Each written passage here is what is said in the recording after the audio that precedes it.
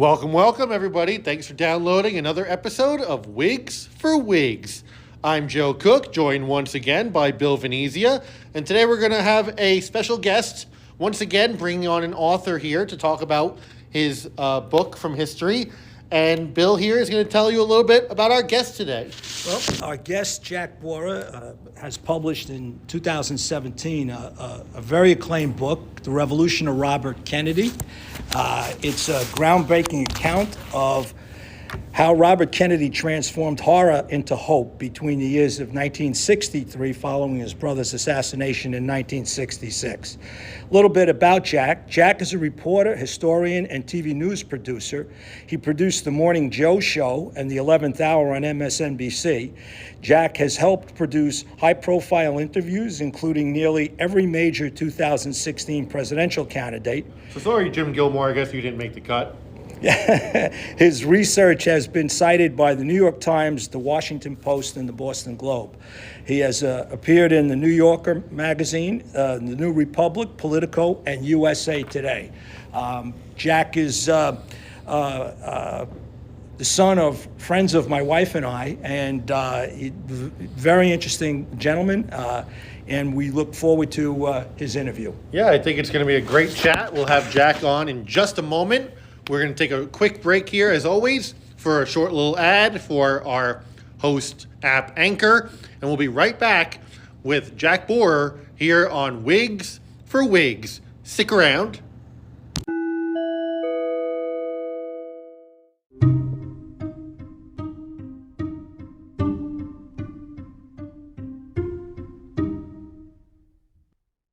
All right, welcome back, everybody. We're back here on Wigs for Wigs. I'm Joe Cook with Bill Venezia, and we are joined today by Jack Bohrer, and we're going to be talking about his book about Robert Kennedy and the revolution of Robert Kennedy, from power to protest after JFK's death.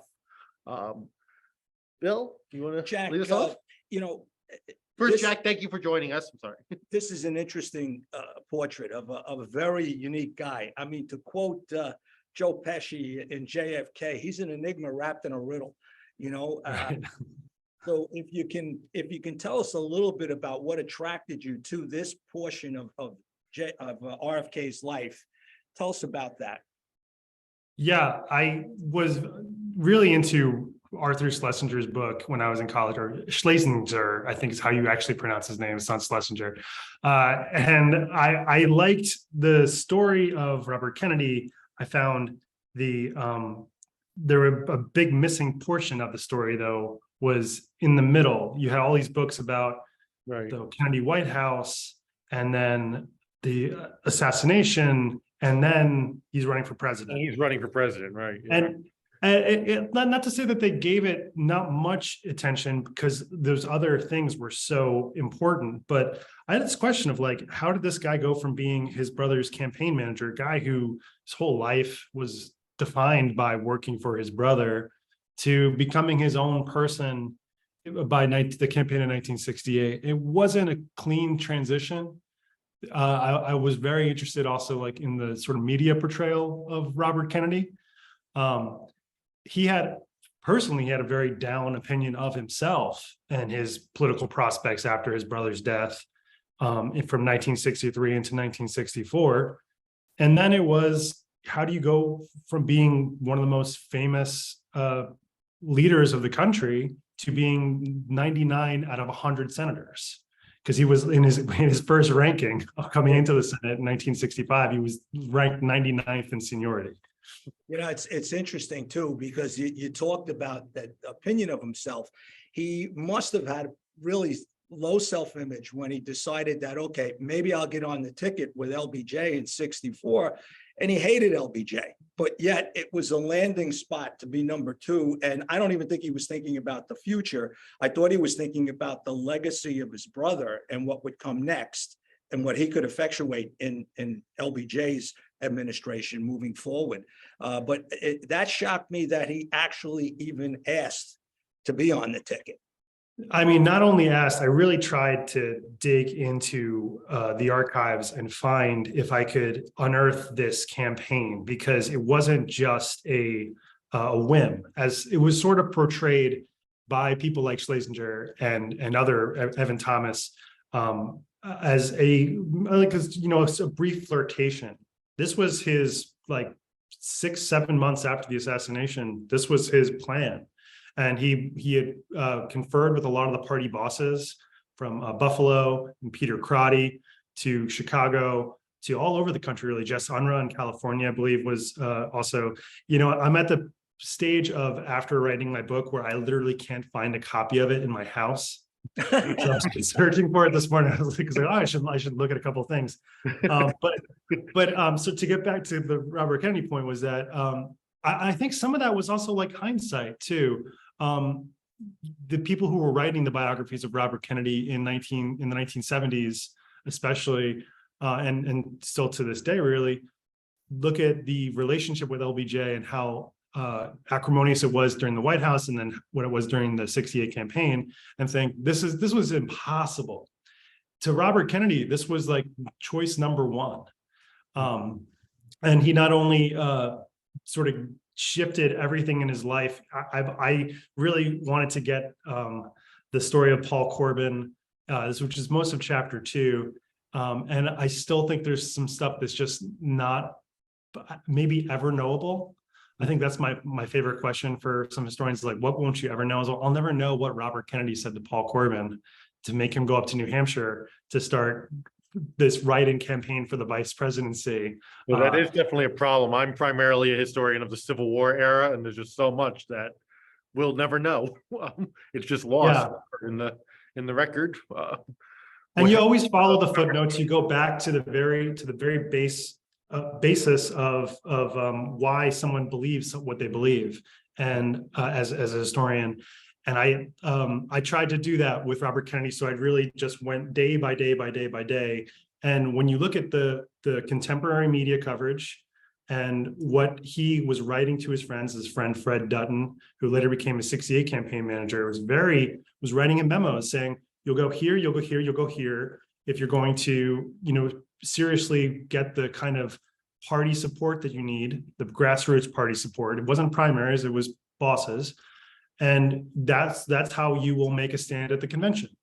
And what did Robert Kennedy do? Then you follow his schedule, and his schedule shows he went to Syracuse, he went to Southern California, he went here and here. So, well, it makes sense. And it's a very cool exercise in history too, because I know you guys have some conversations about hypotheticals, like what if Robert Kennedy had been vice presidential nominee and the vice president in 1965? Yeah, you talked about the transformation that he undergoes trying to come out of his brother's shadow and establish himself as his own man during those years. But there is also, of course, the other major transformation that he seems to undergo, which is from being the Joe McCarthy hatchet man and then enforcer for his brother's administration to suddenly being the poster child for liberal reform in 1968. So how exactly does that transformation happen? How much of a role do you think his brother's death plays in that? Or is it that he now is a senator from New York and he's focused on the people of New York more specifically and has more of a relationship with the common people? How does he go from Joe McCarthy to, ripples of hope? I think Robert Kennedy was a very empathetic guy, and I think he was a very loyal guy. I think those are the two most defining character traits he had. And for empathy, I think he saw McCarthy's maybe trying to do something good, and that there was a very strong strain of anti-communist liberals, and now McCarthy's tactics and McCarthy's whole demeanor was, I think, very hard for a lot of liberals to swallow, and might have probably driven a lot of liberals from being such staunch anti-communists to becoming at least just disinclined to participate in witch hunts, as they saw McCarthy rightfully so. But Robert Kennedy, I think, had a soft spot for him as a person, and could sort of identify with McCarthy as an outsider in the Senate. How he goes to being this sort of liberal icon. Well, I mean, Robert Kennedy also spoke up for truth, and he was not afraid to say things, even though he knew that he would probably get politically maligned for it. He probably would have spoke out a lot earlier on Vietnam, as I sort of talk about in the book, in the second half of the book, if it were not for his brother's legacy in getting United States so entangled in Vietnam. And then he didn't want to also the sort of political what's the word, the sort of the optics of it, I guess to use a more modern word, of Kennedy coming out against Johnson and re-sparking some of those other long simmering feud that had been discussed muchly in Washington at the time. And then some of it too is a little bit of historical whitewashing, whereas Robert Kennedy wasn't the sort of liberal candidate in 1968. It was Eugene McCarthy. And that Robert was a come lately. Yeah. Sorry.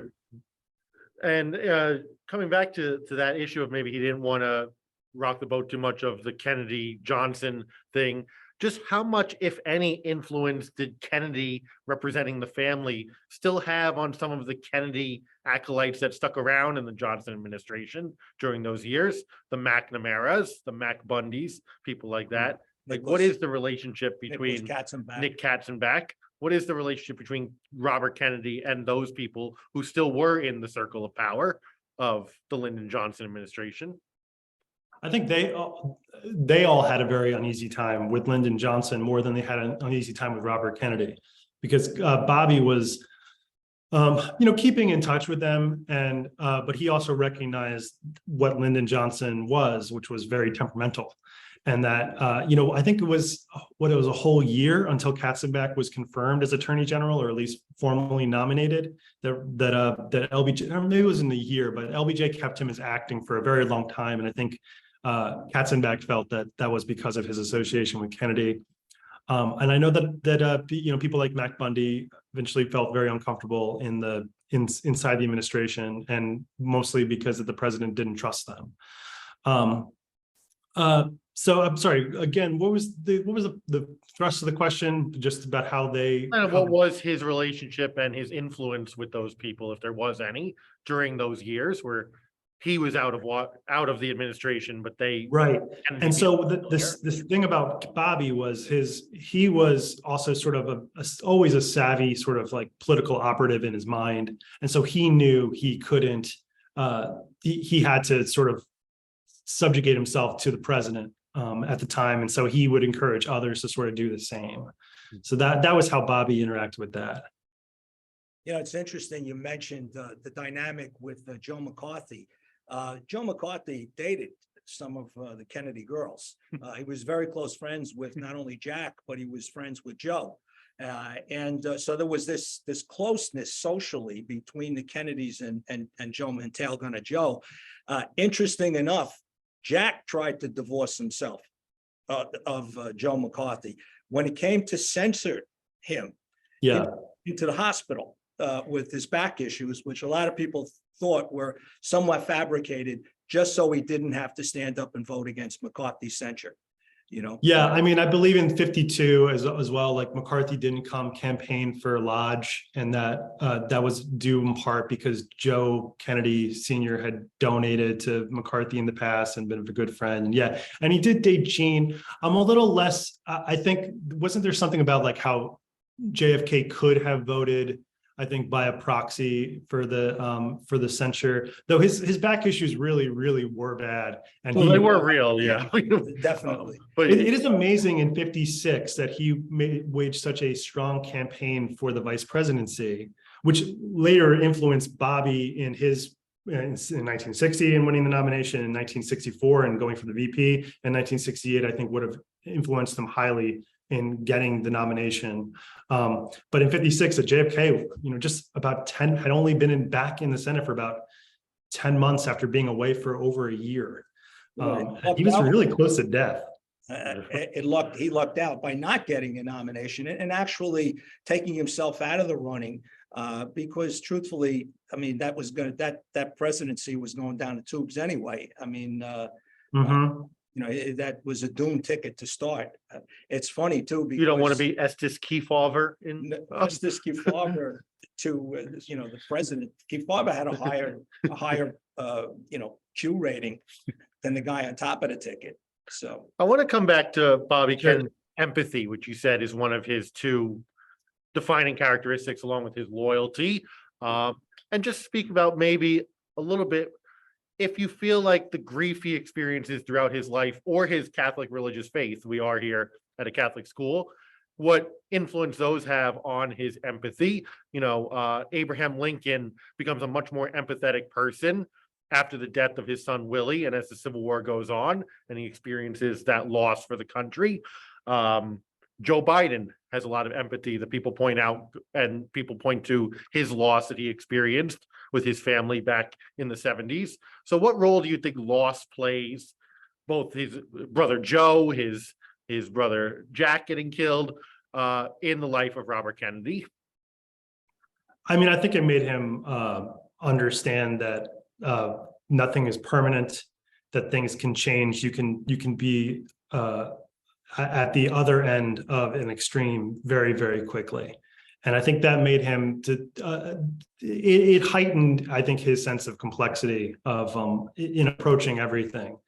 And also, it's hard to speak to how it affected him personally, but how he knew people viewed him after that, and they viewed him as a sort of a projection of his brother. And I think it was maybe William Manchester whose line was that, was like if Seward was Lincoln's twin, I think, and he had to go on. Yeah. And I mean, people literally wanted to touch him. They would go absolutely bananas in his public appearances, to the point where his advance guys came to see him during the '64 Senate campaign, and he looked like emaciated, totally drained, and he reaches up with his left hand, I think, and it's bandaged and his right hand is fully bandaged, and he goes, "This is what I wanted to talk to you about." Of like how his campaign events were just literally like people just clawing at his skin and ripping off his clothes.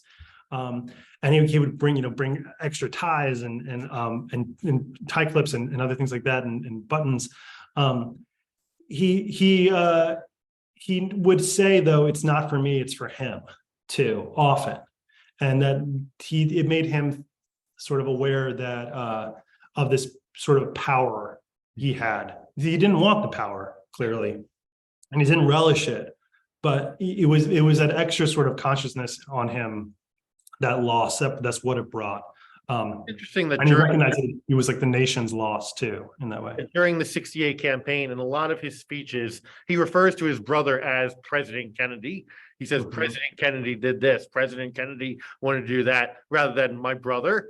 And the moment that I always think of where he finally kind of has that personal moment is, I know it's outside the time frame of your book, but the speech he gives the night that Martin Luther King is killed. And he says, "I had a member of my family killed." And it's like finally that wall is broken, that he's been trying to kind of say, "I'm not my brother. I'm someone different from my brother, President Kennedy." And now he finally acknowledges, this is a personal loss I had, and this is a connection I have with all of you in the audience.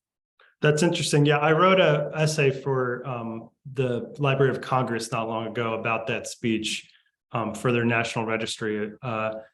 And I think that the piece is called "The Ambassador of Grief," because Robert Kennedy at that time, had such a strong connection to loss in the public's mind, that he could go out there and talk about certain things as a white man in a Black community, and help people relate and maybe hopefully see something positive out of great loss. So yeah, that's impressive. He would also really bristle at people referring to your brother too. He liked people referring to him as President Kennedy. And at one point, in my book, there's a discussion of the invasion of Dominican Republic by like several thousand U.S. troops during the Civil War there. And one of his advisors, Peter Edelman, says to, I think it was the New York Herald Tribune, perhaps, which I have a mug right here of the New York Herald Tribune, he says something like, "Yeah, JFK probably wouldn't have done it."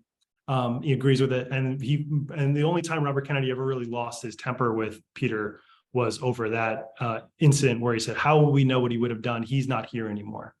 So he was very sensitive to references to his brother in that way. We also have to remember too, when we're talking about, the staff members, like they installed a bust of JFK in the cabinet room a year after, more or less, after he was assassinated. And so you had all these people who had served in JFK's cabinet sitting around with the new president. They're making decisions about Vietnam and other important things. And JFK is literally like over their shoulder watching them. It was a hard thing to be LBJ in those days and handle the Kennedy relationship. Yeah. Well, it started from the beginning on that plane in Dallas when he asked Mrs. Kennedy to be present at his swearing in. And it, which was a pretty crass act when you think about it. Here's the bloodstained widow having to stand there for posterity, and Johnson wanted it that way. You know, also, the lady is Johnson told people that Bobby Kennedy told him to get sworn in Dallas before that plane left with JFK's body on board. So it's which Bobby didn't really. I mean, he calls Bobby, and Robert Caro did a very good reconstruction of this in his latest book. And there's some view of that as also being a little bit cruel, considering that it didn't matter whether he said a couple of words. He was president as soon as JFK was declared dead. Right. Yeah. Let's just come back for a moment to what role you think Bobby Kennedy's Catholic faith played in his life. I mean, he was devoutly Catholic, and I think it gave him a sense of comfort that he believed his brother had gone on to heaven.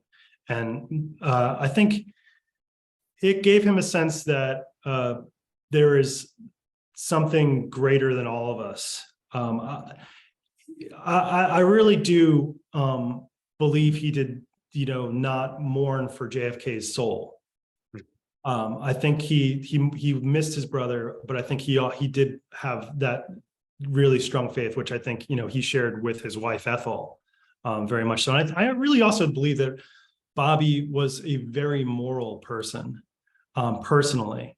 And I think he often too often gets lumped in with some of JFK's personal failings. And I believe JFK had severe personal failings. If you read Frederick Logevall's new book, JFK, which is excellent, I'm really looking forward to the second volume of that.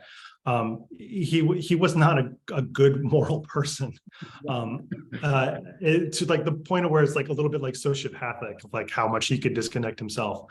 Whereas like Bobby, that was not him. I really struggle to find instances of people talking about him being needlessly cruel. He was a millionaire's son, and one of the wealthiest families in the country, so he was out of touch at times. Yeah. But I really do think that his sense of morality came from his faith, and I think his mother talked about that too. His mother wrote a very nice memoir, and her children. And it seems like Bobby was the one who really took it most to heart. Bobby definitely had, though he was a millionaire's son, he had a lot of empathy for the poor. Obviously, the initiatives that he did in the state of New York, in Bedford-Stuyvesant, and around the country, around the world, his stance on apartheid in South Africa, where he put himself in danger to make that speech at the University of South Africa. I think he was more the idealist, and his brother was more the pragmatist. I don't think the civil rights issue would have been pushed as much by JFK. Well, he said until the second term.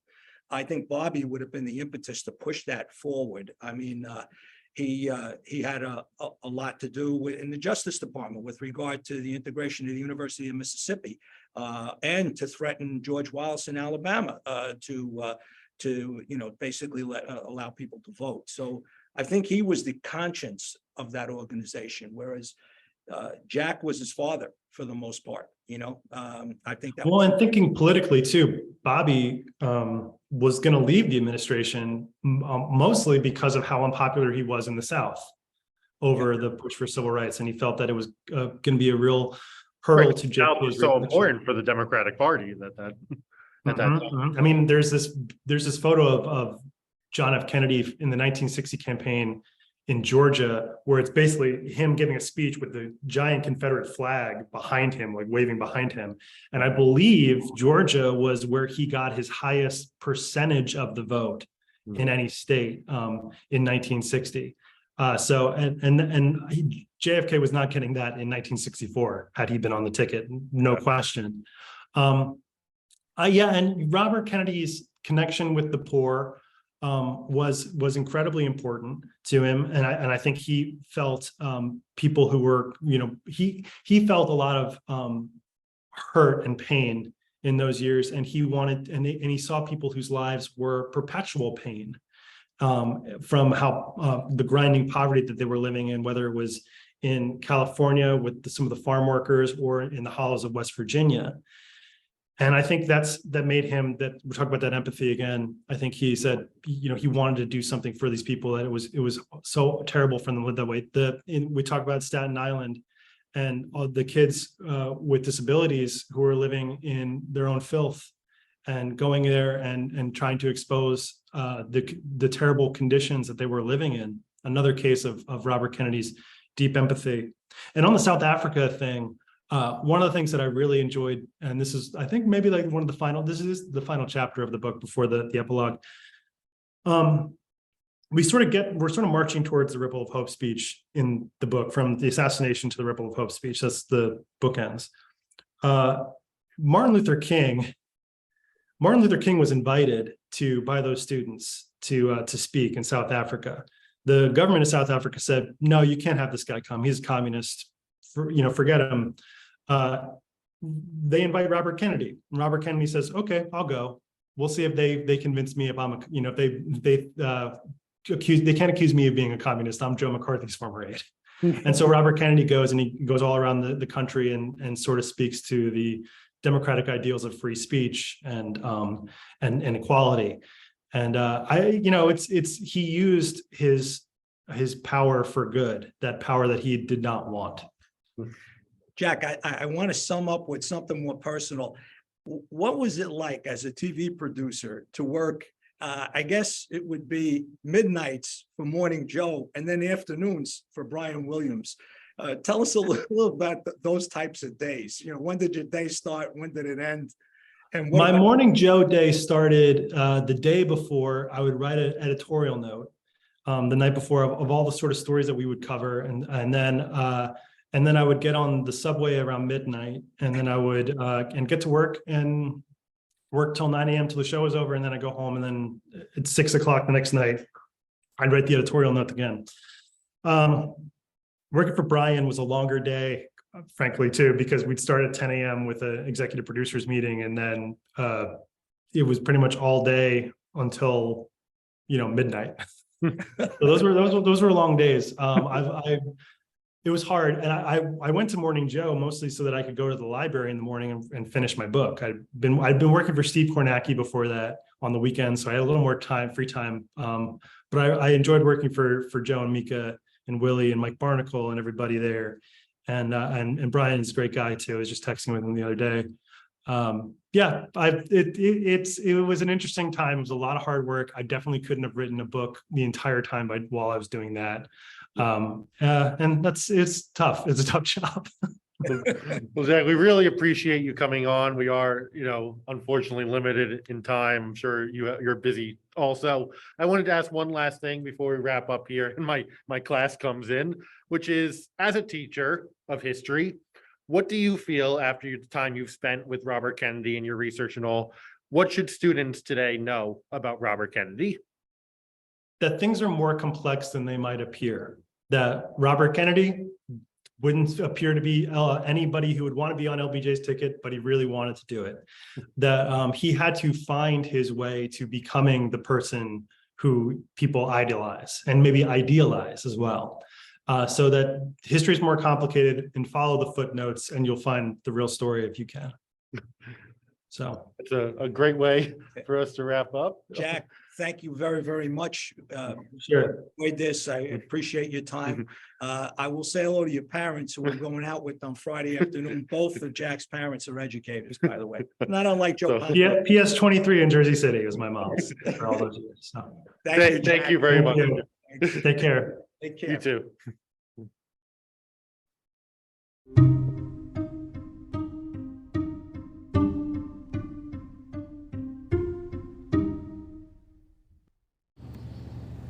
All right, that was great. Once again, outside guests coming on, knocking out of the park. We're having good luck so far with our outside guests. Though we've had some good ones. Joe Pompeo, my friend Leo the other day, talking about historical memory, and now Jack Bohrer. What are your Yes. takeaways? Well, the one takeaway, it's kind of interesting. Both Joe Pompeo in his book, Blood and Ink, and Jack Bohrer's book about RFK, both of the writers that are critically acclaimed, both started at Politico and knew each other from there, and both are the offspring of two educators. I think that has something to do with it. I was very taken with the difference between Jack Kennedy and Robert Kennedy. Jack goes into that in his book, and they were two very, very different men. And I think Jack gave a lot of insight into the psyches of really both men to contrast both of them.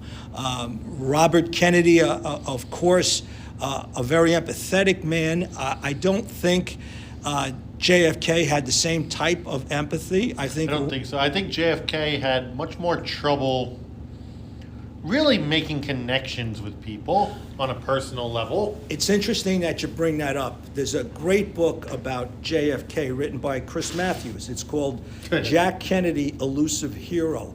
And he goes into what made up that person, who was a phenomenal campaigner. People wanted to be around him. He was charismatic. He could deliver a speech. He could press the flesh. But he was never really close to anybody, even his close advisors.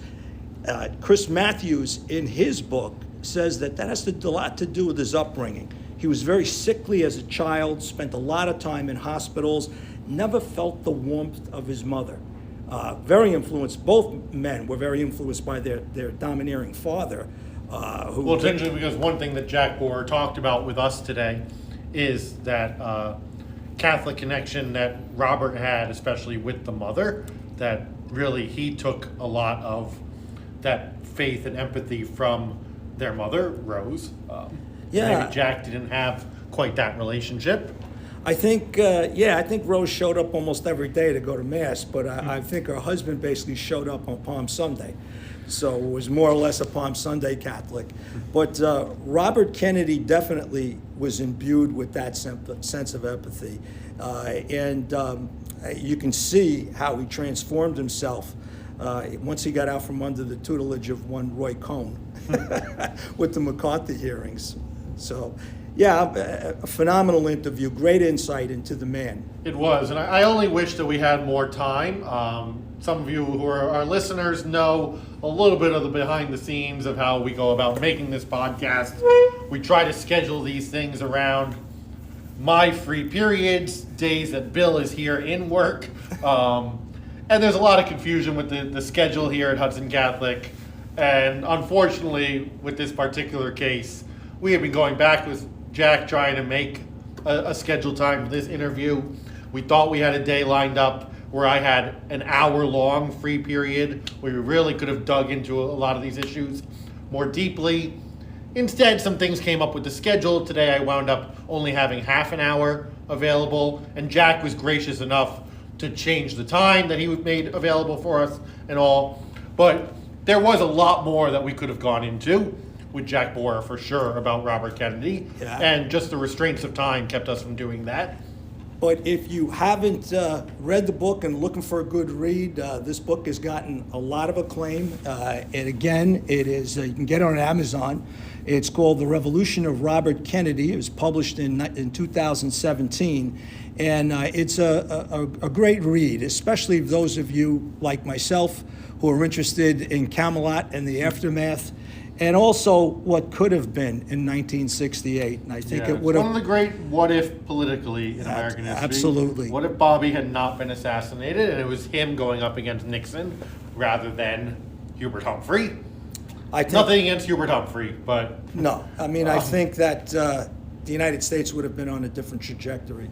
we talked about that a little bit in our great elections, most important elections episode, that if Bobby goes on and beats Richard Nixon, there is no Watergate. No. And what is American history like since then if there is no Watergate scandal? Because that so imbues everything about how we look at our presidents since then and our politicians since then, that what if Watergate doesn't exist? What if Bobby was the president? So there's so much of a what if with the assassination of Robert Kennedy.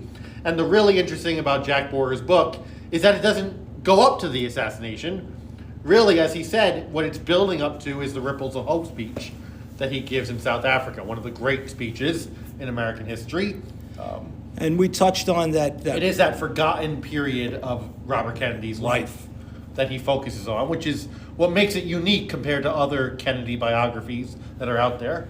And also the to be credited, RFK's speech in Indianapolis following the assassination Which is of Martin one of my Luther King. favorite speeches. I play it every year in class. Yeah, Which I brought up to Jack Bohrer, that empathy finally seemed to really come through in a more personal way, where he says, I had a member of my family killed, where he very rarely talked about his brother's death publicly.